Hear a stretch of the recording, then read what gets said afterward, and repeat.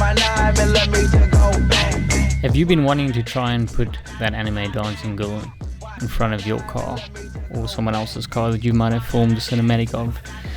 Well, look no further. I'm about to show you how to put this shitty ass whatever it is in a video in 3D space and track it to whatever that you can apply it to. Fuck, here we go.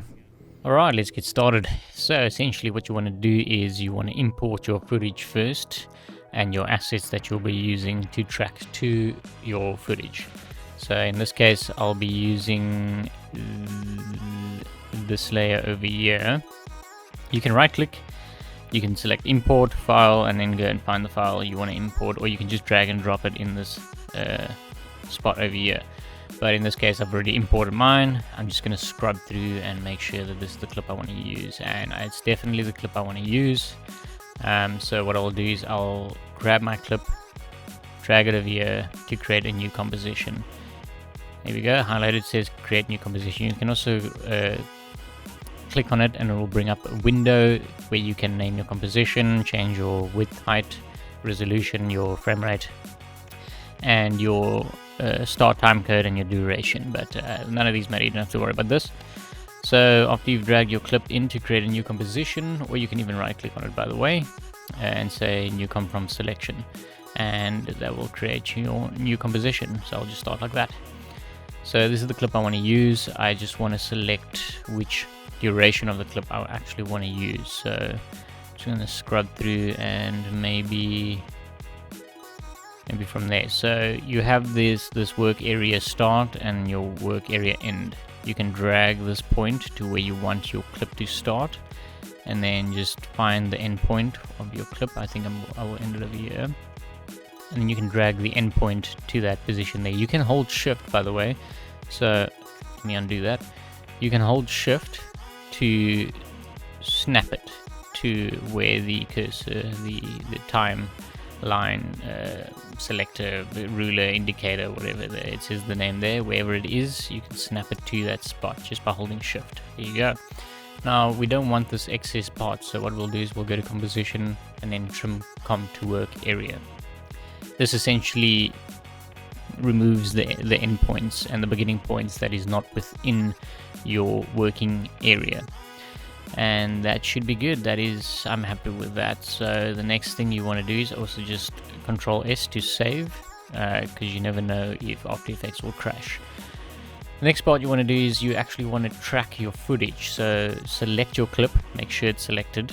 You can go to animation and you can select track camera, or you can go down here to your panels and go to the effects and preset panel. Sorry, wrong one.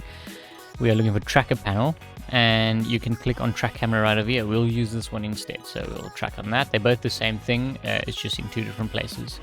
So I'll select it over there, and you'll see it's initializing and it's applied to our layer that is selected. So if there was another layer and I clicked on it, it wouldn't be there. So there it is. My camera tracker is busy analyzing the footage and deciding where it's going to place the specific track points.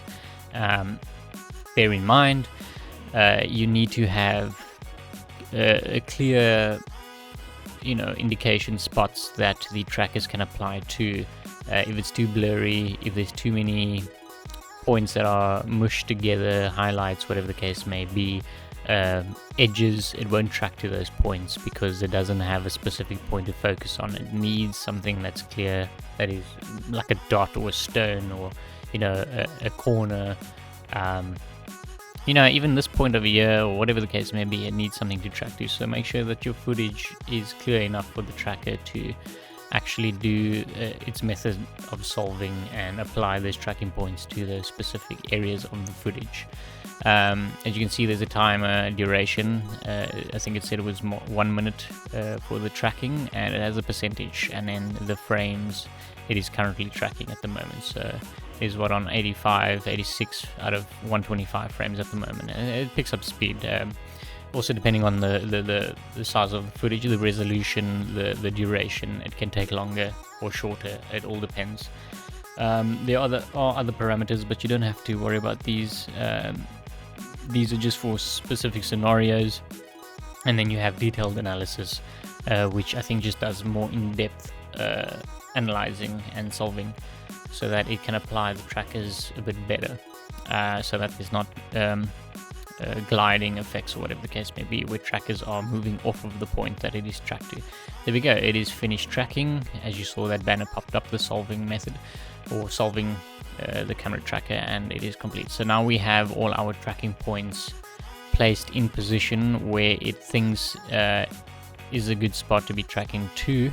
You will notice in some cases the tracking points will slide, so I think maybe this highlight over here might actually slide, and one way to find out is if we just play the footage. So you see how it's tracking the highlight itself. So that is a bit unnecessary, and we can't use that point, because if we have a specific asset applied to this tracking point, the asset will move with the tracking point, and generally you need 3 correct point placements for the tracking to be accurate and function decently, at least. So if I selected these 3 and I applied my asset to the middle of this, it will slide with the middle of this to wherever this corner goes, if that makes sense. But don't worry about that won't matter anyway. So I'm just going to look for 3 good tracking points that I can use. In this case, we have 3 right over here, so we can just click on that one, hold shift, and then click on this one, and then click on that one over there, and that's going to create a perfect plane for tracking.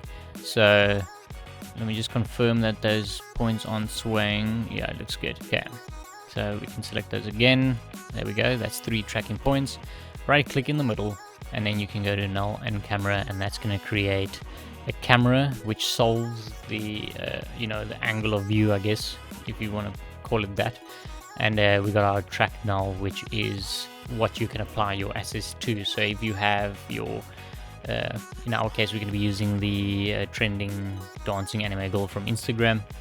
If I wanted to apply that footage to that point, we would use this null's position, and I'll show you how in a minute. But as you can see, the null is perfectly tracked. It is not swaying. There might be a little bit because the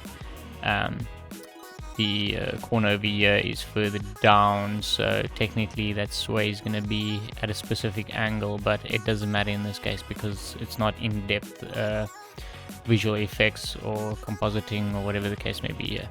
So I think I am happy with that. We can go ahead and move on to the next step. I mean, you can also rotate your null to be aligned in a way that makes sense, so when you do apply your depending on how you apply your asset to the null, you can have it apply in the direction and in the position, or you can just have it applied to the position. In our case, we're just going to do the position, so I'm going to undo that. There we go, I'll leave it as it is. Just going to save again. Now what we want to do is we want to bring in our asset that we want to have tracked to that position. So in this case, it's the dancing anime girl.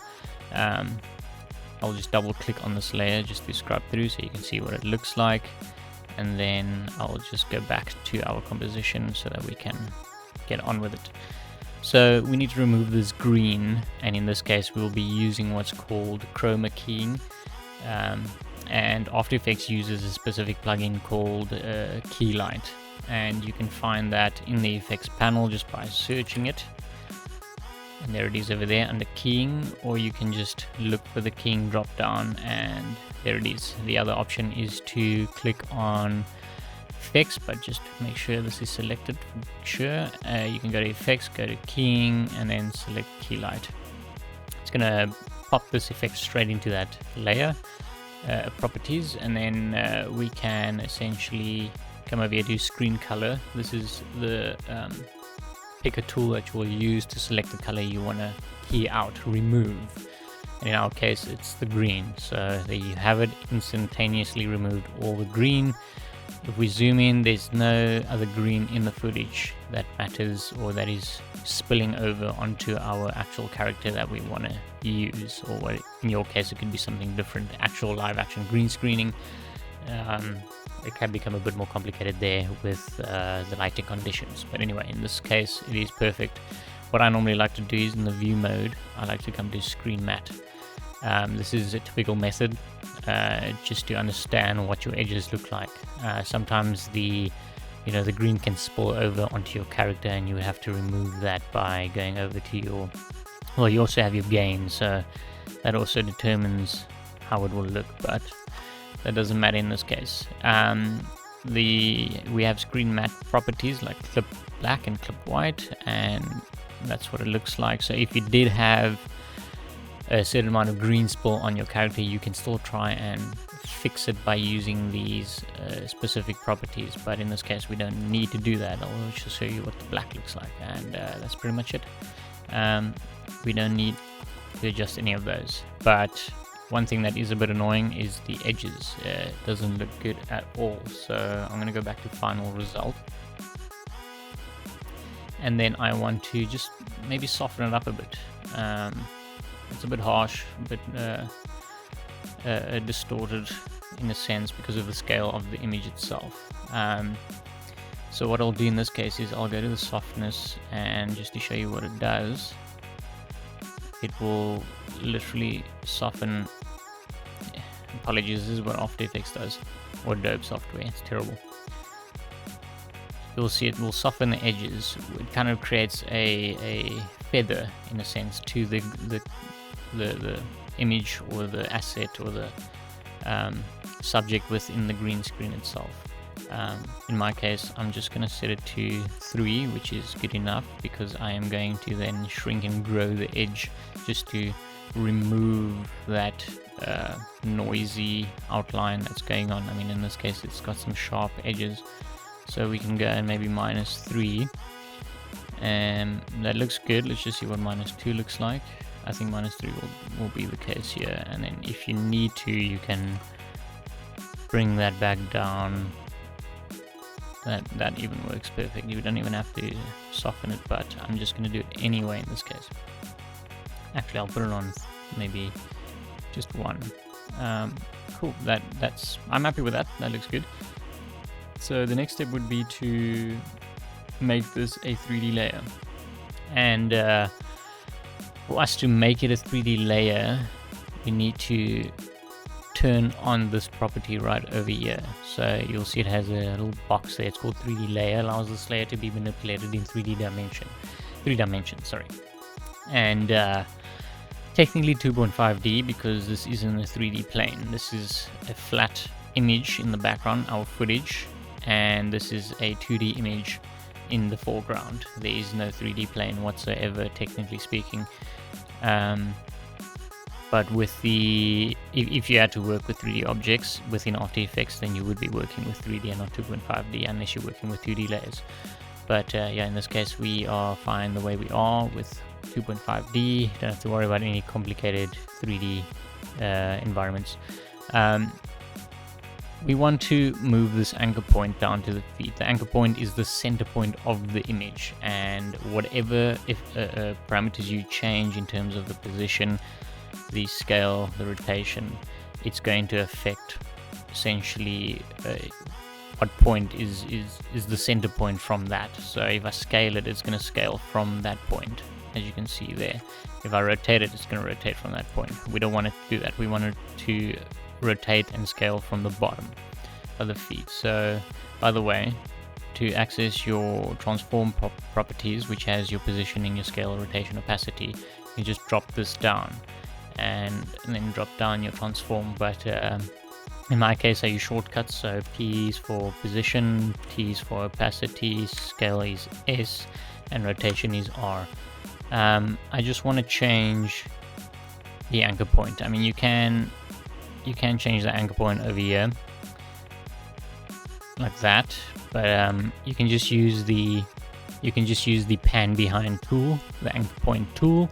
Just select it, grab your anchor point on your layer, drag it down to the point you want it to be at, the interest point for where you want the adjustments to be made from the focus point. So in my case, it is at the bottom of the feet, directly flush with it. Doesn't have to be exactly flush, considering that it's, you know, something so simple, but that works. That is perfect. So now if I do rotate it, I just push R to open rotation. It's going to be from the bottom, and Cool, that's good to go. Now we can turn on the 3D layer. So if we turned on that 3D layer, if the anchor point was over here, this axis would be over there, which means that if you wanted to essentially adjust your rotation and your positioning, it would be a bit further up from where, or further down, depending on where your tracking point is. It would be in that position, if that makes sense. So if my tracking point is on the badge, VW badge, and I want to apply this character to be, let's just say our tracking point is over here, and I want the bottom of the feet to be over here in line with the tracking point, I would need to apply the anchor point of the character by the feet. If the anchor point was over here, the bag would be in line with the tracking point and the feet would be lower down. We don't want that. That's why we changed the anchor point. But now that we got that sorted, we have turned on the 3D layer. It's good to go. It's now in 3 dimensions. So if we just scrub through, you'll notice it is moving with the camera. So you can tell it's not in the correct position, it's not flowing correctly. That's because we haven't actually applied it to the area of the tracking point, the null. So we need to actually copy this null's position. Just push P to open up the position, or you can just open it up by dropping this down and opening your transform properties. We don't want, oh, well, I don't want to do that. I like to just have it singled. So we got our position properties for the null, and we'll have the position properties for our asset layer. So what we'll do is we'll copy all the position points and paste them respectively in their positions, the X, Y, Z. There we go. Our character is now perfectly aligned with our null. So there's our null. Our tracking point is on the hood, and so is our character. So that's where our anchor point for our character is, and that's where our anchor point for our null is, and it's perfectly aligned. So if I scrub through, you can see it is tracking pretty good. It is working well, it's not swaying, it looks good, so it's staying where it needs to be. I want to now just maybe scale this character up so it's a little bit bigger, better to see, easier to see. So I'm going to push S for scale, and then I'm going to just increase the scale of my character to maybe about over there. It should be good. I might even push this character further back, I'm not sure yet. Let's just see if that's definitely what I want. Maybe just drag the null up there, open those position properties again, copy it over again, just to make sure it is correctly aligned. Cool, I'm happy with that. That looks good. But I do just want to move the character up to about more or less the center of the bonnet of the car. That looks good. So now I'm going to do the reflection next, and then I'll do the shadow last. So for us to do the reflection, we need to duplicate our main asset layer, because we want it to be exactly the same. The reflection is exactly the same as our subject, of course, and from duplicating it has all the properties already initiated there. So if I turn this off, it will still, the duplication will still be in the same place. We want to rotate this now to be correctly reflecting off of the surface of the hood. So we can just click on this point over here, which is the rotation point, and then just drag it down. Now, you don't want to have your reflection like this. That's not how reflections work. It has to be, you know, in line with your subject and the reflection surface. And if you ever want to see what that looks like, you can just look in a mirror. Mirrors don't really work, but if you had a mirror on the floor and you could stand on it, you'll understand what I'm saying, and then just have your camera face you, and then you can understand the positioning of reflections. So in this case, it would be more or less, it would actually be back a bit because the bonnet is angled downwards, but I'm just gonna make it more straight in this case, just for, you know, this tutorial, and that should be good. So it is where it needs to be. The reflection is correct. Obviously, perspective wise, technically the you know, underside of certain things would be, the perspective would be a little bit different, so we would technically be able to see more of the top just purely because the reflection is bouncing up underneath her. So we'd be able to see certain parts that are behind her hands, for instance. But obviously we don't have that kind of technology in terms of this layer of asset to do that. It's not a 3D object. So this will have to do. It won't be noticeable either way by any ordinary viewer. Now we need to kind of make it look like a reflective surface. So we're going to take this layer, we're going to go over to our toggle switch, our modes. We're going to switch over to our modes, and over here you'll see you got your modes. So if you click on this, it will bring up a drop down of different methods of modes, and this applies your layer in specific ways, like overlays, to your image in terms of lighting and color, whatever. You can literally go through the list. I'll just choose something, random like this, and you'll see it only shows something specific, and this will apply in different cases, different lighting conditions, whatever the case may be. Add will bring it in like this. It's too bright, it looks like a TV screen or something, you know what I mean? It's just not correct. So in my instance, I think screen or overlay would be best. So I think screen would be the best, but we can go through the list and just see, what options we have to play with. So, we can try linear dodge, linear color, and you can just see the difference in all the options, but screen is most likely the best option in this case. Let's just see what add looks like. Yeah, no, the highlights get shot. There we go, that's good enough. And the reflection looks good. There we go.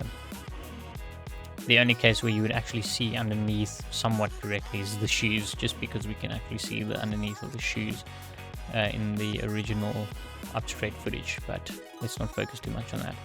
So the other thing is it's still too kind of harsh, bright, and as you can see the reflection from the window, the lines of the sides of the car, it's not as harsh.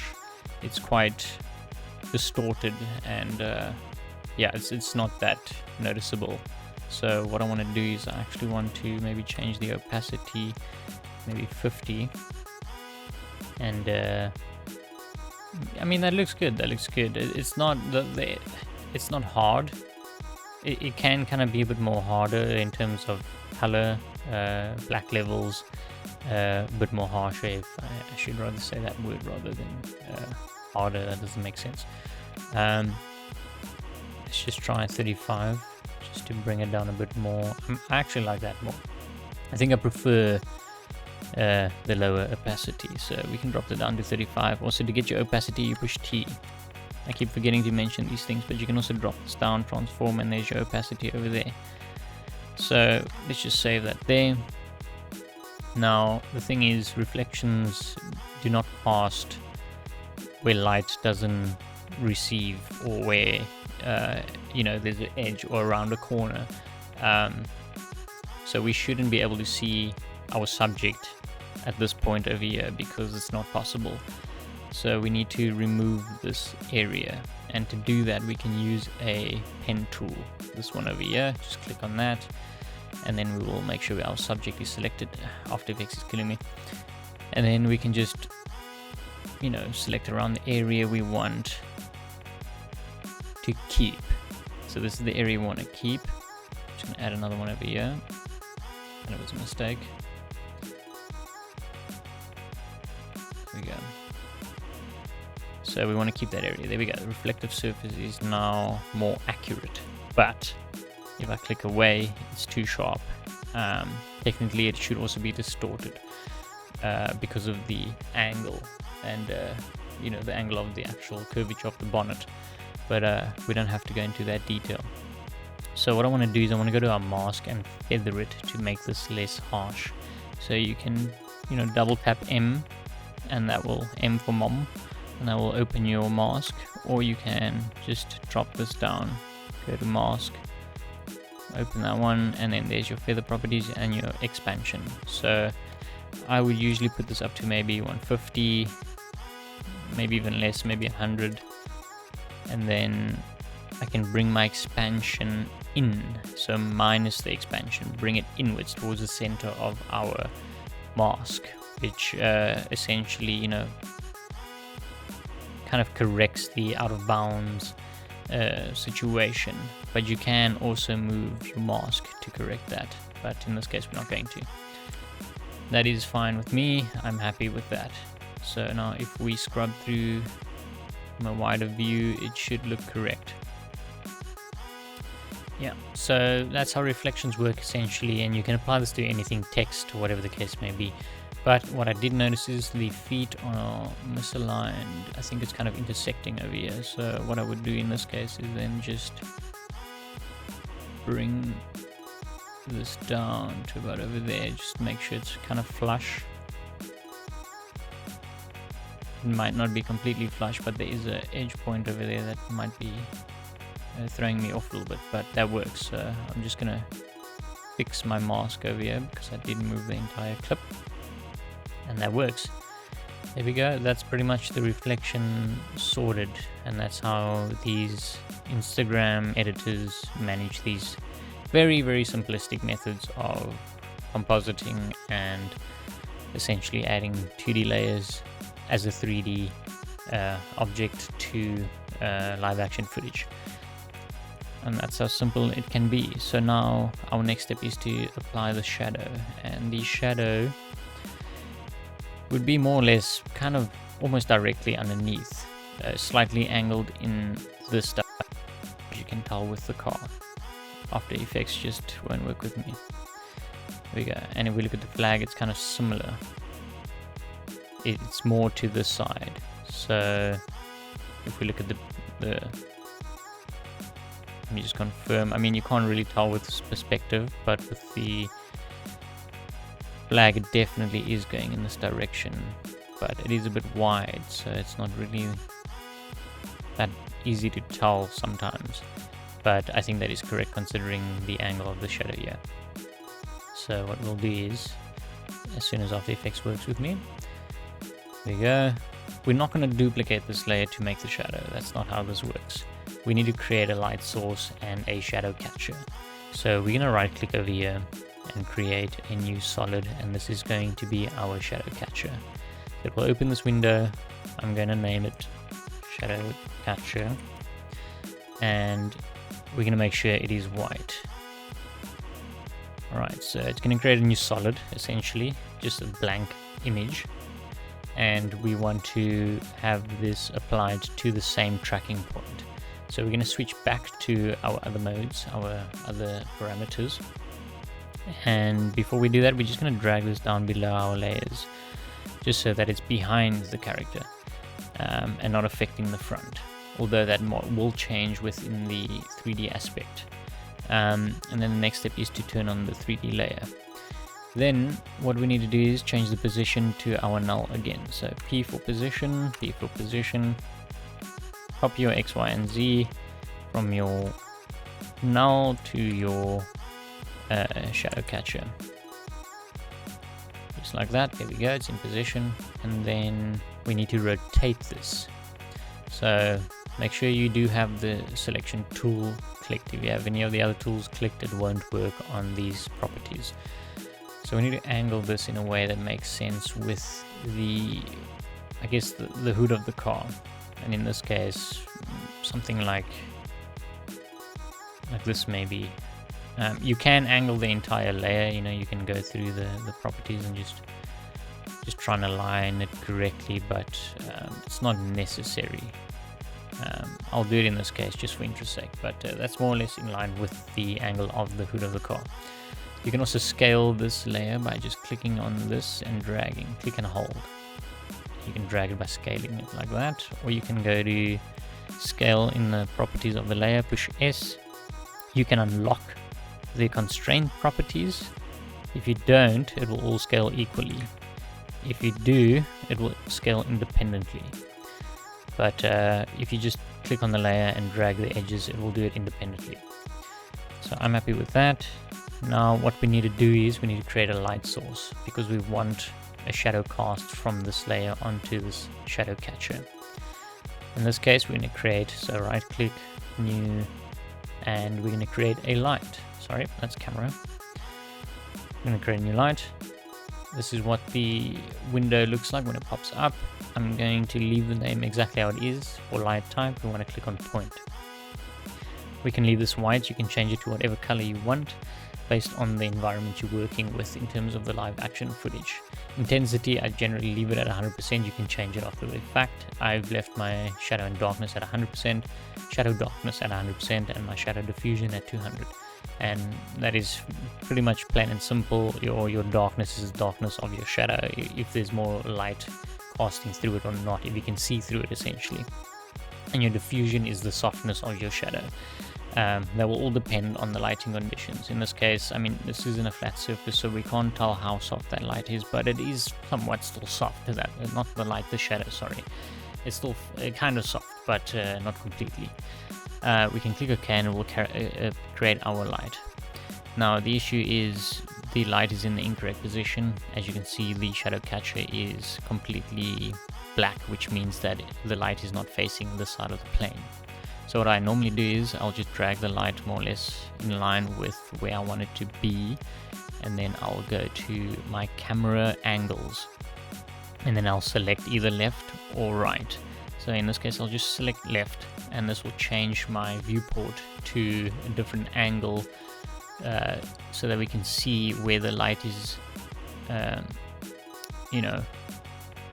in comparison to where our actual subject is. And our subject is over here, and because we created that plane in the angle of the hood of the car, we can actually tell that this is the correct direction. So the camera is over here and the hood is over here, and this might be the camera over there. Let's just check. Yeah, that's the camera. You can see where it's tracked to and how it moves based on your tracking points. So let's go back to our shadow catcher. You can see where it is there. It won't move in this viewport. So we want to take our light and we want to position it behind the subject, because that's where the light is in reality. Maybe like over here, maybe drag it up a bit. It's fairly close to our subject, but it doesn't matter because it can be manipulated to mimic realistic lighting. So now we kind of have an issue here. Our character is dark, and our plane, our shadow catcher is not actually accepting any shadows. In order to fix that, we need to start with our plane. We're going to open this drop down, the shadow catcher plane, go to material options, and then we're going to go to, actually all of these are correct. Accept shadows is on, accept lights is on, but it won't cast shadows. There is nothing underneath it for it to cast shadows to anyway in a 3D or 2.5D space. The other issue is, of course, our main subject isn't casting a shadow and it is dark, which means the side of the character is completely shaded. We don't want that. So we need to turn off accept lights, which essentially removes the effect of the light on the subject. We can leave accept shadows on, but we don't need to, because there's nothing that needs to cast a shadow on our character. If there was maybe a wall or something that passed the character and the light was behind the wall, then we would need to cast that shadow, but it's not necessary here. And as you can see, cast shadow is off. If we turn that on, it will now cast a shadow onto our shadow catcher. So that is all correct. We can close all of that. Now our reflection layer, which we can't see at the moment, shouldn't have any of those parameters enabled, so we'll turn off the shadow acceptance and the light acceptance because it's not necessary, and we can just save so there's no crashes. Now we need to make this layer invisible and in order for us to do that, we need to go back to our modes. So click this button if your modes aren't already showing. If this line is further down, you might have all the parameters in one spot instead of having to switch. In my case, I have to switch. So we're going to go to our modes. We're going to go down to, I think overlay might be the best option. You can see it kind of outlining. So we can test out different methods of modes to see what works best in this condition. And for interest's sake, I'm just going to go through a couple of them just to see what they look like. You can go to things like soft light and it might be less harsh. You can go to hard light and it will be completely blown out. I think for my case, I'll probably go with overlay, and then I'll just correct the layer itself using other properties like opacity and whatever the case may be, and maybe mask it as well. But before we do that, let's correct our lighting, our shadow position. And in this case, our shadow should actually be on this side of our subject because of where the shadow is for the car. And that looks maybe a little bit further to the corner. That looks like it could be more or less correct. I'm happy with that. That looks good. So now we just need to correct this white box that's appearing, creating this line, which is not nice.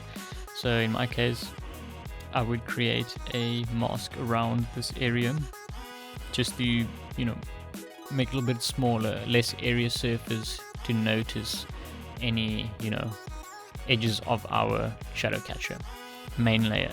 So you can see it's quite harsh in this case.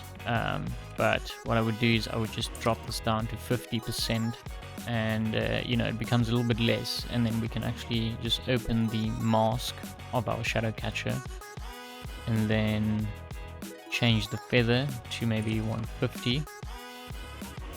I mean, that looks a lot better already. It's completely removed the harsh line, but we can push that up to about 200 and it should look a little bit more, you know, appropriate.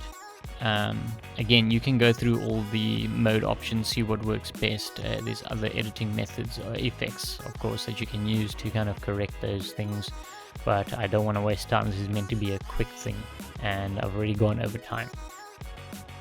So essentially we have everything in place, everything's correct as it should be already, but I do maybe just want to maybe change the intensity of our light, just for interest's sake, just to see how it affects that layer. And I mean, that looks pretty good as it is. 50% works really well, so I think I might actually leave it there. Maybe I'll just change the shadow darkness. I think that's good. I think I can work with that. Let's just put this back up at 100% and then bring it down till we are happy with where it is at. And that should be good. So if we take this layer, turn it off, the affected area is not that large. You kind of see a change in lighting over there, but it's not enough to completely ruin the image or the sequence. So that works, that looks good, and that's pretty much it. We are completely finished with adding in this anime dancing girl. So I will just play it and we can have a look at the entire sequence. I will zoom in so we can see better. Maybe 2% looks good. So let me render the timeline.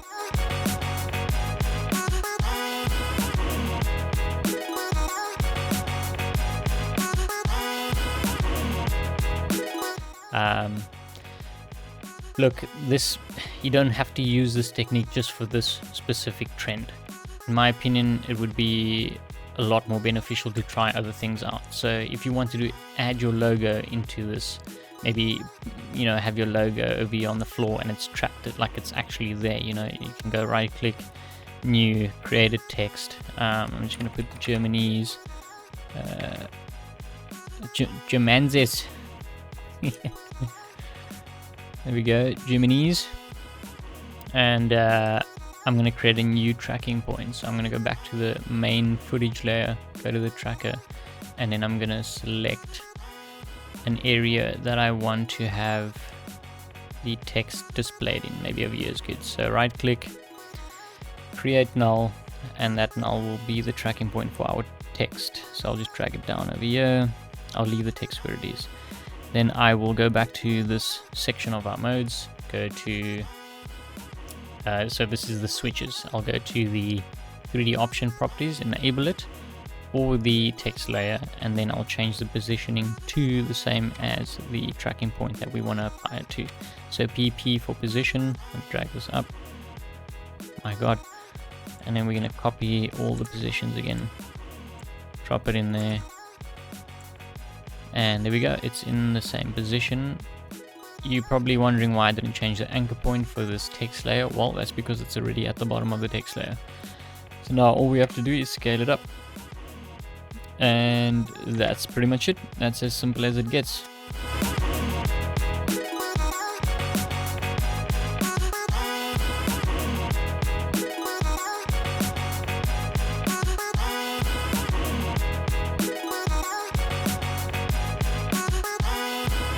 That's it. That's pretty much how you can track in After Effects and create your own new trend and apply your own 3D elements or whatever the case may be to your footage to try something new. Add your logo, some cool laser effects, whatever you want to do.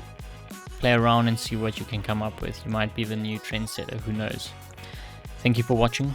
We hope you enjoyed. If you have any questions or you're curious about other trends or ideas or effects or methods, leave a comment down below and let us know what it is, and then we can maybe try and figure it out. Maybe we already know how to do it, and we can apply it through a tutorial, show you exactly how to do it. We can break it down and you can go and do it yourself.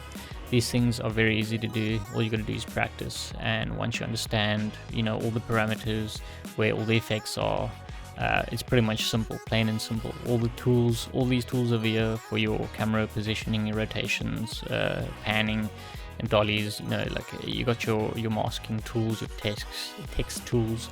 You got your rotoscoping and your brushes and your stamps, and you know, like there's a lot of things available in After Effects that a lot of other softwares don't necessarily perform well in. DaVinci does do a really good job as well at tracking and applying 2D layers to a subject in the 3D space or 2.5D space. So maybe we can even, if people are interested and only use DaVinci, we can maybe even throw out a tutorial of how to do this in DaVinci. It might not be exactly the same, or it might not be, you know, the same duration. Might take longer, shorter, not entirely sure, but we can definitely try that out. Do let us know. Anyway, thank you for watching. Let us know if there's anything else, any questions. Yeah, see you on the next one.